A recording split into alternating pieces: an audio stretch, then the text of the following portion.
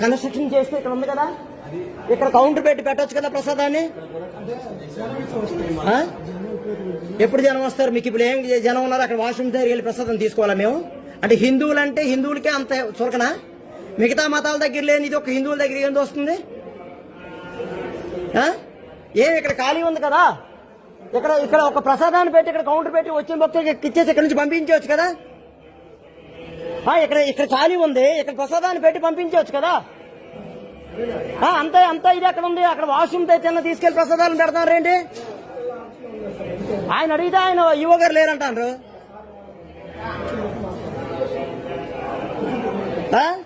మీరు మధ్యాహ్నం కానీ చేసి మార్చకపోతే రేపు మేము మొత్తం వచ్చి ఇక్కడ ఇచ్చేస్తాం, ధర్నా చేసి కూర్చుంటాం.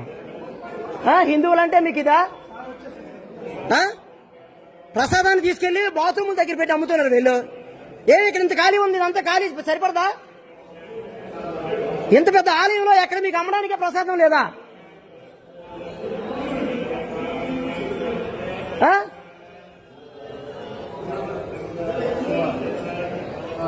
ప్రసాదాలు అమ్మడానికి ఇంకెక్కడ మీకు దొరకలేదా? బాత్రూముల తీసుకెళ్ళి అమ్ముతారా?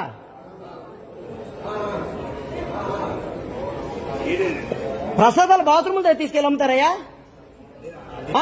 ఇక్కడ ఉంది, ఇక్కడ కౌంటర్ పెట్టి అమ్మడానికి ఎంత ఇది అవుతుంది? ఇక్కడ కౌంటర్ పెట్టి అమ్మడానికి ఉందా లేదా?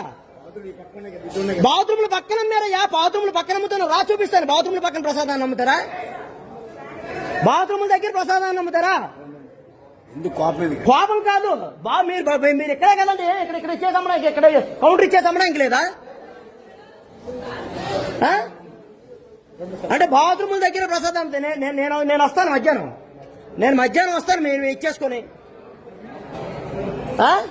మీకు ఇంకెక్కడ అమ్మడానికి ఇక్కడ లేదా ప్రసాదం? ఎన్న తీసుకెళ్ళి బాత్రూముల దగ్గర పెట్టి ప్రసాదాన్ని అమ్ముతున్నారు. ఏమి ఇక్కడ పెట్టే కౌంటర్ పెట్టి అమ్మచ్చు కదా. వచ్చిన భక్తులు ఎంతమంది ఉన్నారు?